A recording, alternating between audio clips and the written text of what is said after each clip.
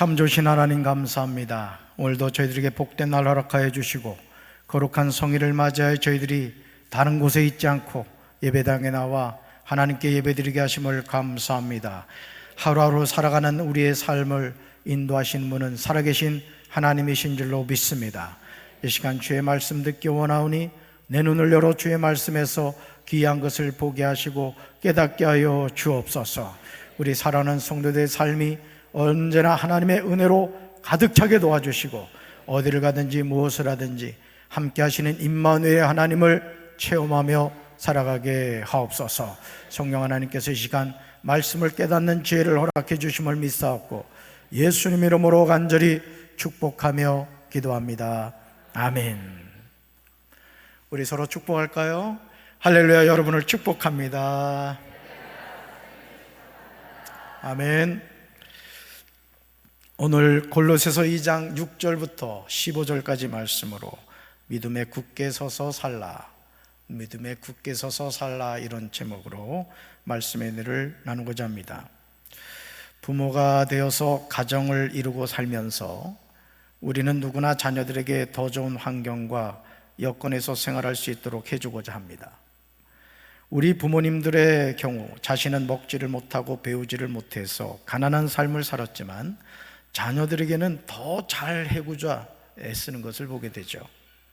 그러나 이런 부모의 마음과는 달리 자녀들은 자신을 향하여 헌신하고 수고하는 부모님의 은혜를 잘 느끼지를 못하는 것 같습니다. 모든 것을 너무 당연하게 생각하고 부모님의 은혜에 관하여 감사의 표시를 하지 않는 것을 보게 됩니다. 이것이 우리 현실입니다. 그래서 우리 부모님들은 이제 그런 생각을 할 때가 많아요. 예를 들어 자녀들이 용돈을 준다거나 또는 이렇게 부모님 드시라고 보약을 사오거나 이러면은 여러분들이 그런 경우가 많잖아요. 야, 괜찮아, 안 줘도 돼, 이런 거 안 사도 돼. 절대 그러시면 안 됩니다. 좀 부족한 것 같다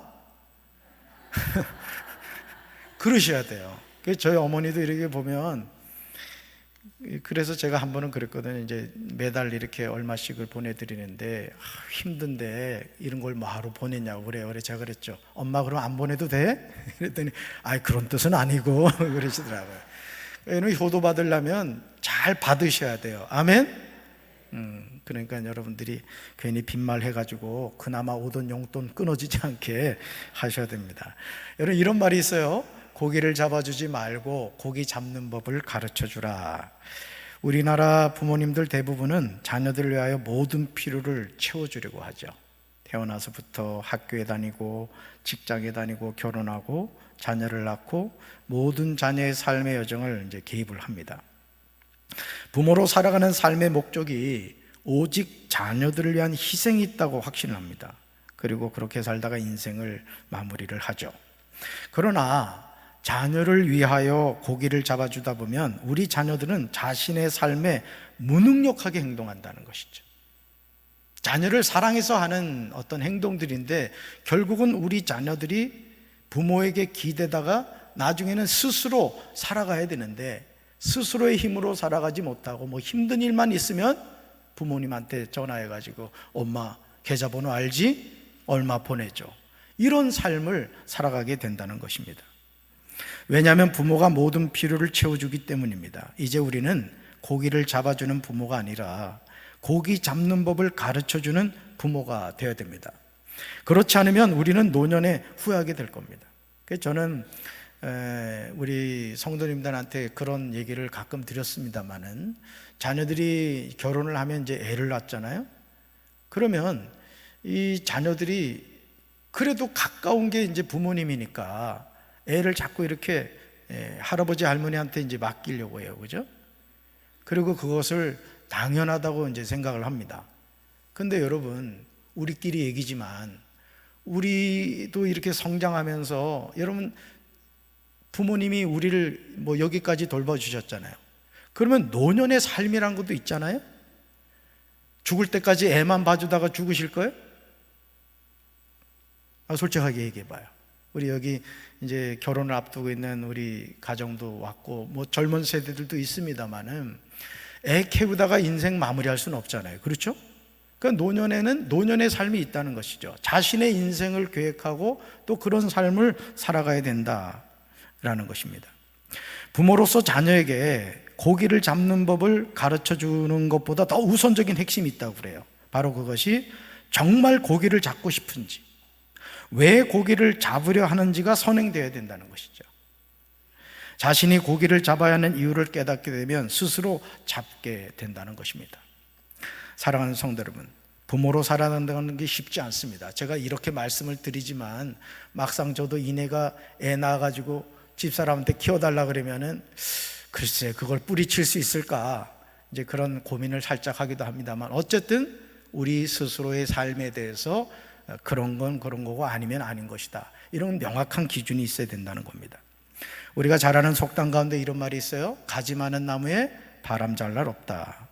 이것은 가지가 많고 잎이 무성한 나무는 살랑거리는 바람에도 잎이 흔들려서 잠시도 조용한 날이 없다는 뜻으로, 자식을 많이 둔 부모에게는 근심 걱정이 끊일 날이 없음을 비유적으로 이르는 말입니다. 그래서일까요?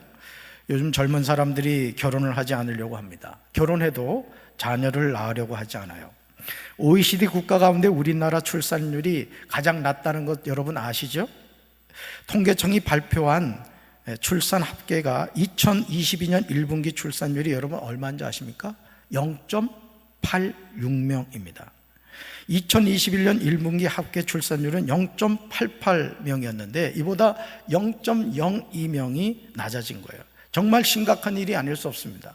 여러분, 남편과 아내가 만나서 결혼하면 최소한 자녀를 하나 낳는다 할지라도 그래도 가정을 이렇게 이루어가야 되잖아요. 근데 한 명도 지금 되지를 않는다는 거예요. 하늘과 땅의 모든 것을 창조하신 하나님이 흙으로 만든 사람에게 명령하신 중요한 내용이 있어요. 여러분, 우리는 하나님의 말씀대로 순종하며 살아가는 줄로 믿습니다. 그러니까 여러분, 우리가 인생을 계획하고 설계하며 살아가는 것도 항상 말씀이 기준이 되어야 된다는 거예요. 바로 그것이 뭐냐? 생육하고 번성하는 거예요. 따라합시다. 생육하고 번성하라. 이것은 선택의 문제가 아닙니다. 하나님의 명령이에요. 창세기 1장 28절에 하나님의 명령이 명확하게 나옵니다. 우리 같이 읽습니다.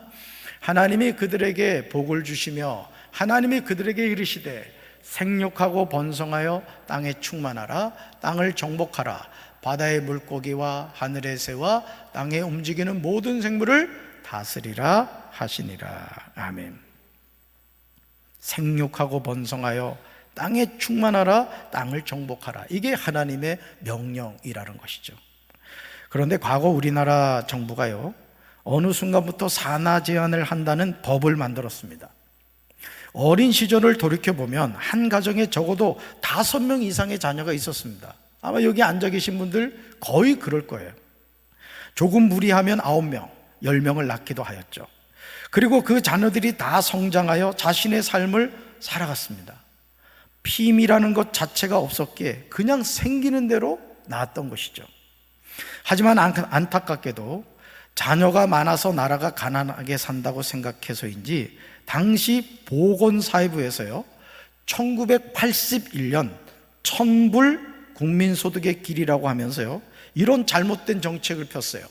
아들, 딸 구별 말고 둘만 낳아서 잘 기르자. 심지어 이런 말도 있습니다. 덮어놓고 낳다 보면 거짓골을 못 면한다. 이 표도 있었어요. 얼마나 어리석은 정책입니까? 그리고 그 정책의 결과가 지금 한 명도 낳지 않는, 시골에서 아기 울음소리가 들리지 않는 시골이 너무너무 많아졌다는 것이죠. 나중에는요, 이 표도 부족한지 대한가족계획협회에서 이런 말을 했어요. 하나씩만 낳아도 삼천리는 초만원.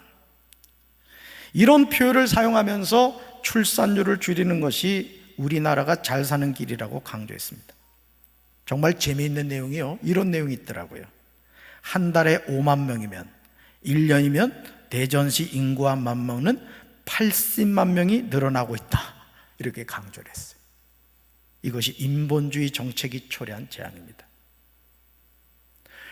우리나라가 너무 아이를 낳지 않아 가지고요, 세계에서 가장 빨리 없어질 나라 가운데 하나가 우리나라라는 거예요. 사랑하는 성도 여러분, 우리가 하나님의 자녀로 살아간다는 것이 무엇이라고 생각하십니까? 그것은 말씀을 믿고 사는 거예요. 아멘. 여러분, 항상 우리가요, 신앙생활하면서 우리 신앙생활의 기준이 뭐라 그랬어요? 하나님의 말씀인 성경입니다.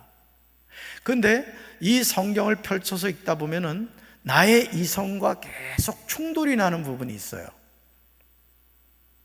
사실 아이를 낳는 부분도 마찬가지입니다. 그러는 목사님은 왜 딸 하나 낳습니까? 또 이렇게 이야기하실 분이 있을지 모르지만 저는 최소한 5은 낳으려고 그랬어요. 5. 안 생겨가지고 딸 하나 낳은 거예요. 지금이라도 여러분 기도하시면 이내 동생이 태어나지 않겠습니까? 집사람이 없어서 하는 얘기예요. 전 그랬어요. 진짜 저는 아이를 좀 많이 낳고 싶었어요. 근데 안 생겨서 그랬던 것이죠. 여러분, 우리가 하나님의 자녀로 산다는 게 뭐냐? 말씀대로 우리가 순종하고 살아가는 거예요. 생육하고 번성하라 그러면 주시는 대로 낳는 거지. 그러다 보면 여러분, 그 자녀들 가운데 하나님이 꼭 하나는 들어 쓰신다니까. 그러면 그 자녀가 나머지 자녀를 책임지더라고요. 실제 우리 친척 가운데도 12명인가를 낳았거든요. 근데 그 가운데 한 자녀가 잘 됐어요. 그러니까 그 자녀가 하는 사업처에 나머지 형제들이 다 가서 같이 잘 먹고 잘 살더라고. 그러니까 하나님의 말씀은 오늘 우리가 지켜야 될 말씀인 줄로 믿습니다. 아멘.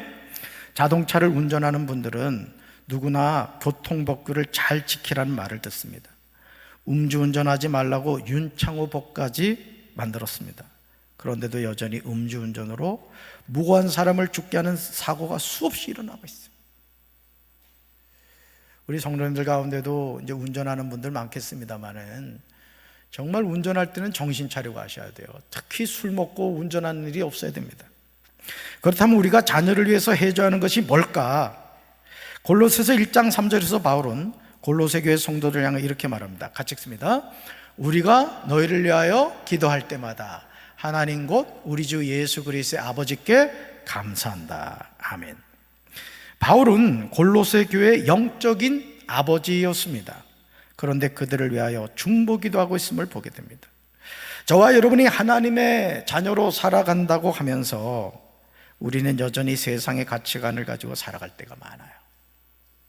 몸은 교회에 와 있는데 이 가치관은 세상의 가치관을 가지고 살아가는 거예요.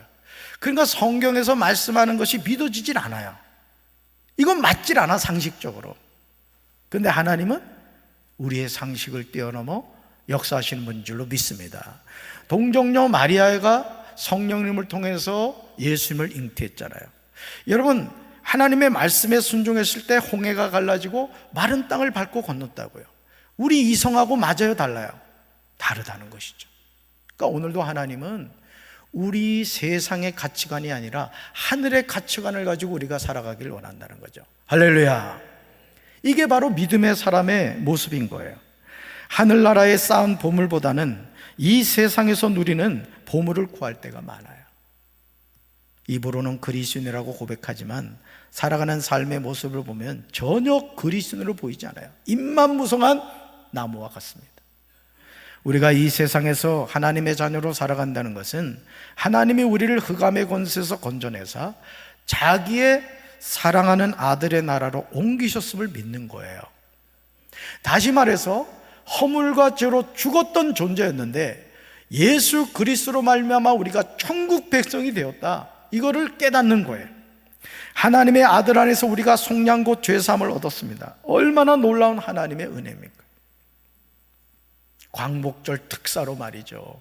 감옥에 있다가 나온다고 생각해봐요. 생각지도 않았는데 너 특사로 나간다. 아마 좋아서 막 팔짝팔짝 뛰고 난리일 겁니다. 근데 우리는 하나님께 그 큰 은혜를 입었다, 이거예요.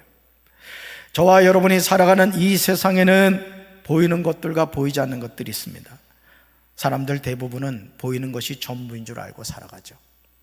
오직 보이는 것을 얻기 위해서 몸부림을 칩니다. 그러나 예수 그리스도를 통하여 구원을 받은 하나님의 자녀는 보이는 것이 아니라 보이지 않는 것들을 위하여 믿음으로 깨어 기도하는 거예요. 네. 그러므로 저와 여러분 믿음의 튼튼히 터를 잡아 굳건히 서 있어야 될 줄로 믿습니다. 저와 여러분이 들은 복음의 소망에서 떠나지 말아야 돼요. 말씀을 붙잡고 살아야 된다는 거예요.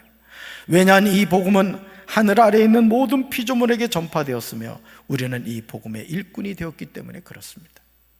사랑하는 성도 여러분, 사도 바울이 하나님이 주신 사명을 감당할 수 있었던 이유가 골로새서 1장 29절에 나옵니다.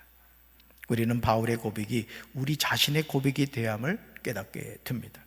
하나님은 지금도 바울에게 역사하신 방법대로 일하고 계세요. 자, 29절 같이 읽습니다. 이 일을 위하여 나도 내 속에서 능력으로 작용하는 그분의 활력을 따라 수고하며 애쓰고 있습니다. 아멘.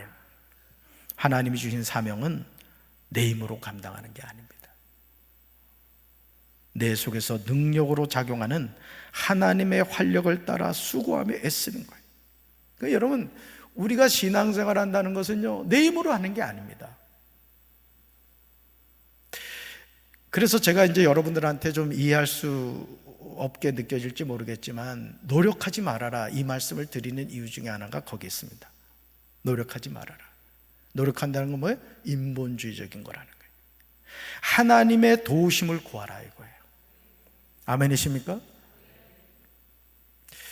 우리가 어떤 일을 하든지 그렇습니다. 그래서 특별히 여러분이 하나님께 부름받은 하나님의 자녀로서 하나님의 능력을 받아야 돼요. 구하는 자에게 주실 줄로 믿습니다.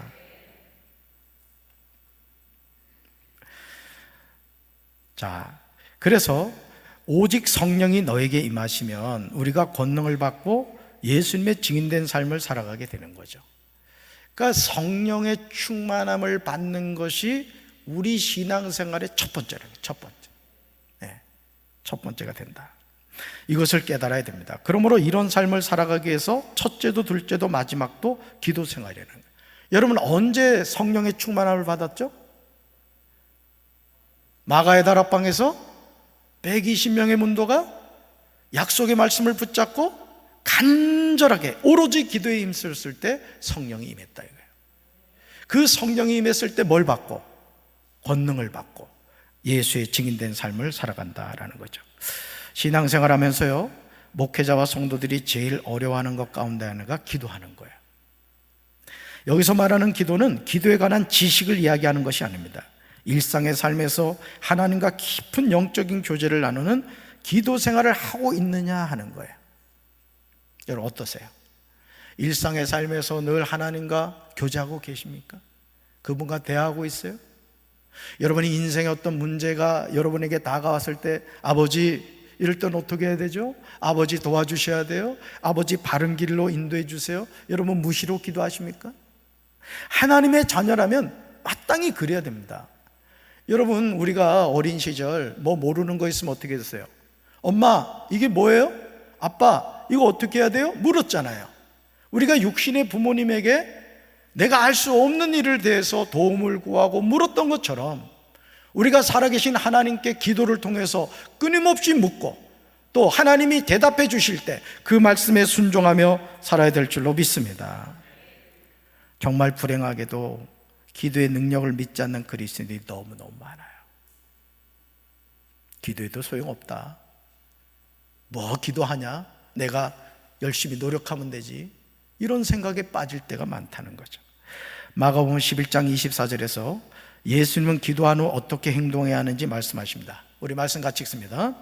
그러므로 내가 너에게 말하노니 무엇이든지 기도하고 구하는 것은 받은 줄로 믿으라. 그리하면 너희에게 그대로 되리라. 아멘. 이 말씀은 암송하셔야 될 말씀이에요. 여러분이 예수님은 너희가 기도하면서 구하는 것은 무엇이든지, 이게 중요해요. 무엇이든지 이미 그것을 받은 줄로 믿으라고 하십니다. 이것을 조용기 목사님은 4차원의 영적 세계라고 했어요. 다시 말해서, 자 보세요. 제가 성경을 들고 있습니다. 근데 이 성경이 지금 나에게 없어요. 그런데 이 성경을 그림을 그리면서 이 성경을 주실 줄로 믿습니다.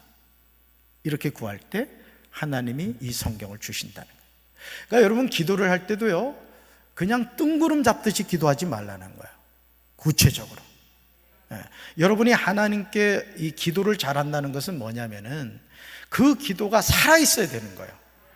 근데 대부분 기도를 할 때 어떡하죠? 여러분이 주기도문이나 사도신경 할 때 제가 그 말씀 드리잖아요. 주기도문을 하면서도 하늘에 계신 우리 아버지, 그 낱말 하나하나를 해석하면서 하라고 그랬어요.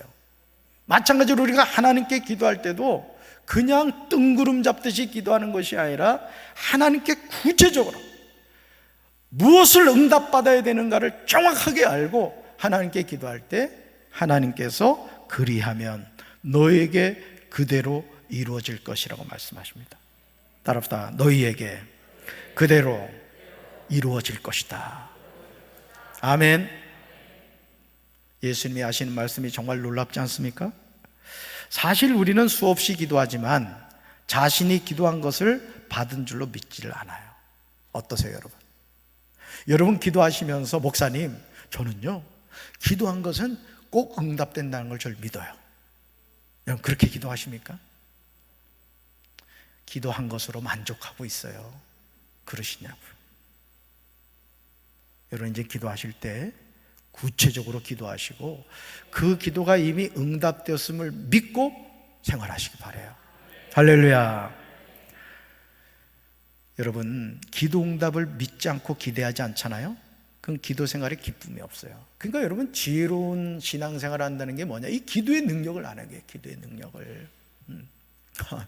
며칠 전에요, 뭐 저희 딸 얘기입니다만은 이 녀석이 갑자기 아빠 카드 좀 잘라는 거야, 카드를. 그래서 왜? 그랬더니 가서 뭘 좀 사 먹어야 되겠다는 거야. 제가 뭔 말씀을 드리려고 하냐면은 여러분 그 카드라는 게 뭐예요? 플라스틱 아니에요? 근데 이내가 뭘 한 거예요? 카드를 갖다 긁으면 원하는 것은 다 살 수 있다. 이걸 안 거예요. 기도가 그와 같다는 거예요. 하나님은 우리에게 영적인 카드를 주셨는데 그 카드가 뭐다?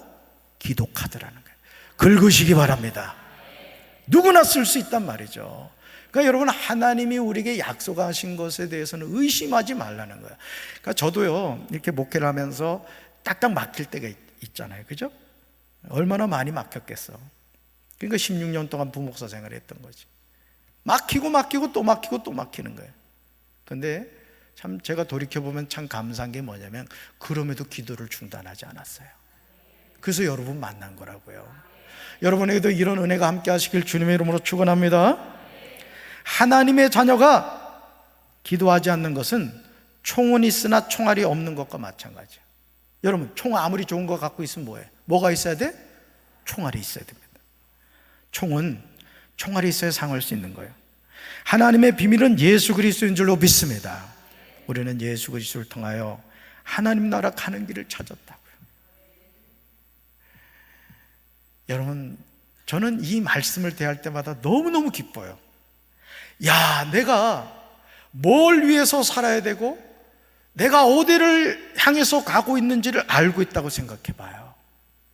방황할 일이 있어요, 없어요? 방황할 일이 없지. 이미 우리에게 하나님이 우리의 목적지, 종착역이 어디예요? 천국이요. 믿습니까? 그 천국을 어떻게 가요? 내가 곧 길이요 진리요 생명이니 나로 말미암 자는 아버지께로 올 자가 없느니라. 예수가 그 길이라는 거예요. 이걸 우리는 알고 살아간다고요. 예? 고민할 이유가 있어요, 없어요? 고민할 이유가 없다는 것이죠. 이 진리를 깨닫는 것은 우리의 수고와 노력이 아닙니다. 하나님이 깨닫게 해주셔야 돼요.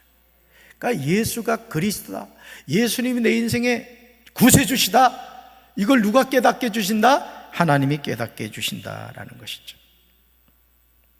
바울이 고백하고 있듯이 내 속에서 능력으로 역사하시니 역사를 따라 깨닫게 되는 거예요. 그래서 성령님이 깨닫게 해주시는 거죠. 그리스도형이신 성령님이 무지한 우리가 깨닫도록 도와주는 거예요. 그러니까 여러분 우리가 성령 충만하잖아요. 성령 충만하면 성령님이 우리의 삶을 이끌어 가시는 거예요. 당장 막히는 것 같고 손해보는 것 같고 그렇죠? 아니에요. 하나님이 반드시 갚아주실 줄로 믿습니다. 그러므로 그리스도를 믿는 믿음이 굳건해야 됩니다. 그렇지 않으면 우리는 매 순간 흔들리는 신앙생활을 하게 됩니다. 교회를 다니기는 하지만 왜 교회를 다녀야 하는지 깨닫지를 못해요. 그리스도 안에는 지혜와 지식의 모든 보화가 감춰 있음을 깨달아야 됩니다. 우리가 예수님을 영접하고 믿는다는 말은 이 복을 받은 거예요. 골로새서 2장 6절과 7절에서 바울은 우리에게 그리스도 안에서 행하라고 권면해요. 같이 읽습니다. 그러므로 너희가 그리스도 예수를 주로 받았으니 그 안에서 행하되 그 안에 뿌리를 박으며 세움을 받아 교훈을 받은 대로 믿음에 굳게 서서 감사함을 넘치게 하라. 아멘. 사랑하는 성도 여러분, 저와 여러분이 그리스도 예수를 주님으로 받아들였으니 그분 안에서 살아가야 돼요. 우리 자녀들이 이 가출하는 애들이 있잖아요, 그죠? 가끔 가출하는 애들이 있는데, 가출해봐야 뭐요? 요즘 아이들의 말로 개고생하는 거지. 우리가 이 세상을 살면서도요, 주 안에 거하는 삶을 살아야 돼요. 주 안에 거할 때 주님이 우리의 삶을 책임져 주시는 줄로 믿습니다. 그분 안에 뿌리를 깊이 박아야 돼요. 또 세우심을 입어야 됩니다. 예수님의 가르침을 받은 대로 믿음에 굳게 하여, 믿음을 굳게 하여 감사의 마음이 넘치게 해야 돼요. 늘 감사하며 살아야 돼요. 하나님의 자녀는 뭘 하더라도 안 될 때는 더 많이 감사해야 돼요. 감사하며 살아갈 때 우리 입술의 고백대로 하나님이 열매 맺게 해주실 줄로 믿습니다. 우리가 이런 삶을 살아야 하는 이유는 골로새서 2장 8절에 나오는 내용 때문에 그렇습니다. 같이 읽습니다. 헛된 말과 거짓 철학에 속아 잘못된 길로 가지 않도록 주의하십시오. 그것들은 모두 사람의 생각에서 비롯되었으며 아무 가치도 없습니다. 결코 그리스도로부터 나온 것이 아니므로 멀리 하시기를 바랍니다. 아멘. 여러분, 헛된 말과 거짓 철학이 어디서 나왔다는 거예요? 사람의 생각, 그리스도로부터 나온 것이 아니라는 거예요. 그러니까 오늘 우리가 살아가는 이 세상에서요, 세상으로부터 나온 헛된 말과 거짓 말들, 거짓 철학이 많이 있다는 것이죠. 지금 바울이 이야기하는 핵심을 잘 살펴보시기 바라요. 헛된 말과 거짓 철학에 속아 잘못된 길로 가지 않도록 주의하라는 거예요. 그러니까 이어령 교수님 같은 경우도 한국의 대표적인 지성인이었습니다마는, 그가 그 사랑하는 딸 이미나 목사가 이 망막 박리 현상이 병이 걸렸다 그러죠. 시력을 잃어가는 그 딸의 모습을 보면서 그제서야 두 손 두 발을 든 거예요. 하나님 앞에 항복을 한 거예요. 우리 미나만 고쳐주시기만 한다면 내가 하나님을 섬기겠습니다, 믿겠습니다. 은혜죠. 그 하나님이 치료해 주시고 이혜령 교수가 크리스찬이 된 거예요. 그러니까 여러분, 우리가 교만할 이유가 없는 거예요. 이 세상을 살면서 뭐 잘난 척하고 내 힘으로 세상을 살 수 있는 것 같지만은, 여러분 10분만 숨 쉬지 않아 보세요. 바로 우린 시체가 됩니다. 그러니까 내 심장이 뛰지 않으면 바로 죽는 거예요. 그러니까 우리의 삶을 인도하시면 누구시다? 살아계신 하나님이신 줄로 믿습니다. 헛된 말과 거짓 철학이 모두 사람의 생각에서 비롯되었기 때문입니다. 쉽게 말해서 말장난에 지나지 않는다는 거예요. 아무 가치가 없는 쓰레기일 뿐이죠. 오늘 많은 사람이 사람의 전통과 세상의 초등학문을 따르고 있습니다. 그러나 이런 따름은 그리스도를 따름이 아니라는 거예요. 그러나 그 길에 또 생명이 없습니다. 하나님이 우리에게 제시하신 하나님 나라로 가는 유일한 길이 아니라는 거죠. 헛되고 헛될 뿐이에요. 신앙생활하면서 우리는 누구나 세례를 받게 되죠. 그런데 이 세례를 받음이 무엇을 의미하는지 모르는 경우가 많아요. 골로새서 2장 12절에서 바울은 우리가 세례를 받음이 무엇을 의미하는지 정확하게 제시하고 있습니다. 깨달아야 될 내용이에요. 우리 말씀 같이 읽습니다. 여러분은 세례로 그리스도와 함께 묻혔고, 또한 그분을 죽은 사람들 가운데서 살리신 하나님의 능력을 믿는 믿음으로 그리스도 안에서 그리스도와 함께 살아났습니다. 아멘. 사랑하는 성도 여러분, 여러분 세례 받으셨습니까? 언제 누구에게 받으셨어요? 그렇다면 여러분이 받은 세례가 무엇을 의미하는지 아세요? 목사님, 저 세례 받았는데요, 세례를 받는다는 것은 이런 의미예요. 설명할 수 있으십니까? 혹시 배우지 못하셨다면, 혹시 세례의 의미를 잊어버리셨다면 이 시간 명확하게 다시 정립하시기 바라요. 세 가지 의미가 있어요. 세례란, 첫째, 같이 읽습니다. 세례란 그리스도와 함께 묻히는 것입니다. 그래서 성경을 보면 예수님은 침례를 받으셨어요. 요단강에서 완전히 몸을 물속에 다 잠그는 그 침례를 받으셨죠. 두 번째요, 같이 읽습니다. 세례란 예수님을 죽은 사람들 가운데서 살리신 하나님의 능력을 믿는 것입니다. 이 능력을 믿는 사람에게 세례를 준다는 뜻이에요. 셋째요, 세례란 믿음으로 그리스도 안에서 그리스도와 함께 살아났음을 믿는 것입니다. 아멘. 세례의 의미를 더 간단하게 정리하면 2000년 전 갈보리 십자가에서 예수님이 돌아가실 때 누구도 죽었다, 나도 죽었고, 예수님이 사흘 만에 다시 살아나실 때 나도 살았다, 즉 부활을 믿는 거예요. 그래서 여러분 주보 뒷면에 보면 제가 두 가지 중요한 신앙을 강조했죠. 첫째가 십자가 신앙, 그 다음은요 부활 신앙입니다. 예수님의 죽음이 나의 죽음이고 예수님의 부활이 나의 부활이 되는 거예요. 우리가 예수님을 영접하고 죄 사함을 받아 하나님의 자녀가 되기 전에 어떤 삶을 살았는지 골로새서 2장 13절에서 바울은 이렇게 말해요. 또 범죄와 육체의 무할례로 죽었던 너희라는 거예요. 그러니까 여러분, 예수님을 믿지 않는 사람은 그 사람이 살았다 죽었다, 죽어 있는 존재라는 거예요. 육신은 살아있지만 그 영은 이미 죽어 있다. 그래서 여러분, 가족을 전도하고 가정이 인가기도 돼야 되는 이유 중에 하나가 바로 여기 있는 거예요. 저는 여러분의 가정이 인가기도 되시길 주님의 이름으로 축원합니다. 우리 삶에는 그 어떤 소망도 없었습니다. 그런 우리를 하나님이 예수 그리스도와 함께 살리셨어요. 우리의 모든 죄를 깨끗하게 사해 주셨습니다. 믿습니까? 아버지 하나님은 우리에게 불리한 조문들이 들어있는 빈 문서를 완전히 지워버리셨어요. 도말하셨죠. 그것을 십자가에 못 박으셔서 우리 가운데서 제거해 버리셨습니다. 그리고 모든 통치자들과 권세자들의 무장을 해제시키시고 그들을 그리스도의 개선 행진의 포로로 내주셔서 무사람의 구경거리로 삼으셨습니다. 얼마나 놀라운 하나님의 은혜입니까? 그러므로 이제 그리스도 안에서 행하며 그리스도 안에 뿌리를 박으며 세움을 받아야 될 줄로 믿습니다. 교훈을 받은 대로 믿음에 굳게 서서 감사함을 넘치게 해야 돼요. 내가 구원받은 하나님의 자녀고 하나님은 나와 함께 하시고 나는 하나님이 약속하신 천성을 향하여 오늘도 예수 그리스도를 통하여 믿음으로 전진하고 있다는 사실을 깨닫고 한 주간도 여러분이 믿음 안에서 굳게 서서 승리하는 한 주간 되시기를 주님의 이름으로 축원합니다. 가슴에 손 얹겠습니다.